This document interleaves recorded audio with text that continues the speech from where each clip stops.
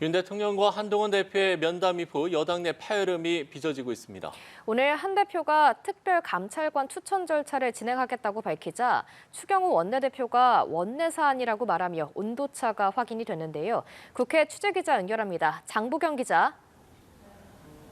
네, 당대표 취임 후 첫 확대 당직자 회의를 주재한 한동훈 대표 서두 인사말에서 특별감찰관 관련 입장을 내놨습니다.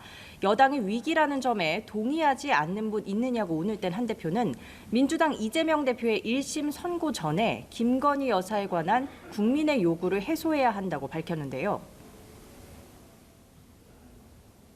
김 여사 관련 이슈들이 모든 국민들이 모이면 얘기하는 불만의 1순위라면 마치 오멜라스를 떠나듯이 더불어민주당을 떠나는 민심이 우리에게 오지 않습니다. 한 대표는 대통령 친인척 등의 비위 행위를 감찰하는 특별감찰관 추천을 안 할 이유가 없다고 강조했습니다. 앞서 윤 대통령과의 면담에서 추천 절차를 실질적으로 진행하겠다는 의사를 전했다고 하는데요. 특별감찰관 추천에 북한 인권재단 이사가 전제 조건이라는 점이 국민의 공감을 얻기 어렵기는 하지만 민주당을 향해 이사 추천을 조속히 해달라 촉구했습니다. 하지만 한 대표의 발언 직후 추경호 원내대표가 이 부분은 원내 사안이라는 입장을 냈습니다. 굉장히 중요한 사안이기 때문에 관련 위원회의 의원들 또 중진 등 많은 의원님들의 의견을 제가 우선 듣고 또 최종적으로는 의총을 통해서 결정해야 될 부분이다. 추 원내대표는 원내 최고 의사결정은 의원총회이고 의장은 원내대표라며 특별감찰관 문제는 의원들의 의견을 모으는데 상당한 시간이 걸릴 수 있다고 설명했는데요. 그 시점이 이재명 대표의 1심 선고와 맞물려야 한다고 생각하지 않는다며 온도차를 드러냈습니다. 윤 대통령과 한 대표의 면담에 관한 정치권 평가 오늘도 이어졌습니다. 친한계 신지호 전략기획부총장은 채널A 라디오에서 인적 쇄신 대상자 실명을 거론하며 공기업 사장이 임명하면 안 된다는 뜻을 한 대표가 분명히 밝혔다고 전했는데요.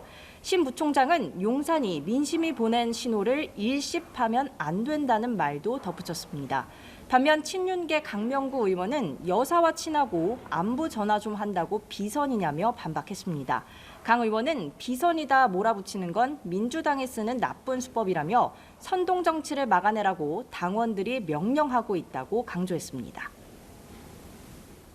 네, 민주당이 세 번째 김건희 여사 특검법을 발의해서 여당을 압박하고 있지 않습니까? 야당 상황도 전해주시죠.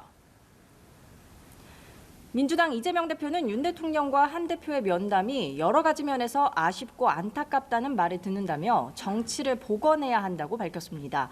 국민이 보기에 답답할 텐데 상대를 제거하거나 존재를 무시하면 정치가 아닌 싸움이 된다고 덧붙였습니다.